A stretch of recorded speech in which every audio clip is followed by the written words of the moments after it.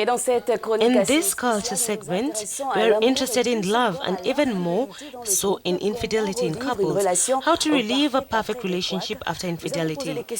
We ask these questions to Taral Al-Salem. He is a marriage counselor and author of a book on infidelity. First of all, tell us what is the importance and well-being that can bring in future relationships when a person admits to having been unfaithful. It is very crucial to have that admission. Oftentimes, people make the mistake of trying to minimize what happened or try to sweep it under the rug. It is important for individuals to heal, to acknowledge that infidelity did happen in their life so that they can begin to take the first steps toward addressing it. You know, this is a very interesting subject, but let me ask you, are there consequences for those who cheat in relationships, and how does this impact on the partner, or on a partner rather?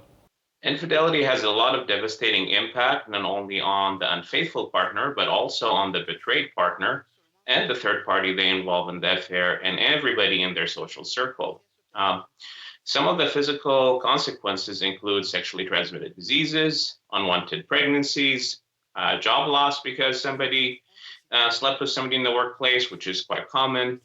Sometimes it's lawsuit because somebody abused their position of power and also cheated with somebody who worked for them.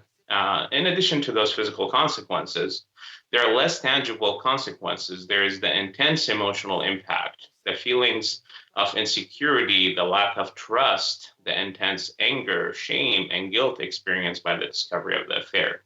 Furthermore, if the children also were exposed to the knowledge of the affair, this impacts their future emotional, cognitive development, and sometimes they repeat those patterns of dysfunctions in their future adult relationships. So affairs can have very devastating consequences. You've just explained to us that fear sets in after being injured by a person. What is needed in these cases? Well, fear is the hallmark of trauma, and infidelity is one of the most traumatic events one can experience in their relationship. And I always encourage my clients, if you really want to combat the fear, then you need to really get to the root cause of the infidelity. If you're able to identify why the infidelity happened, and you're able to come up with a plan for prevention, you're able to minimize the impact of fear, and you should not let that fear impact the rest of your life. You can heal as a couple and rebuild the relationship to be better than it was before, or sometimes you have to heal as individuals. So healing doesn't mean that you have the ability to rebuild the relationship, because that's not attainable for every couple. So that gives the clients the flexibility to understand that really the goal of treatment is to be able to move forward from this and not let this trauma define the rest of their life. Talal, and now to finally, I should say, but to what I call the big question. Is it possible for people to stop cheating and just have some integrity or some respect? Talal.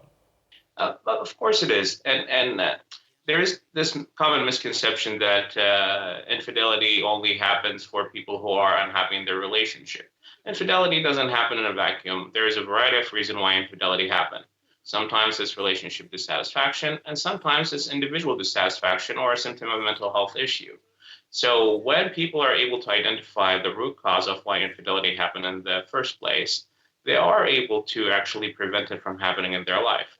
Now, if the individual cheated because they're dealing with a mental health issue, the type of mental health issues they have can dictate to what extent they're able to be successful in the future. For example, one of the common causes of mental health issues contributing to infidelity is personality disorders.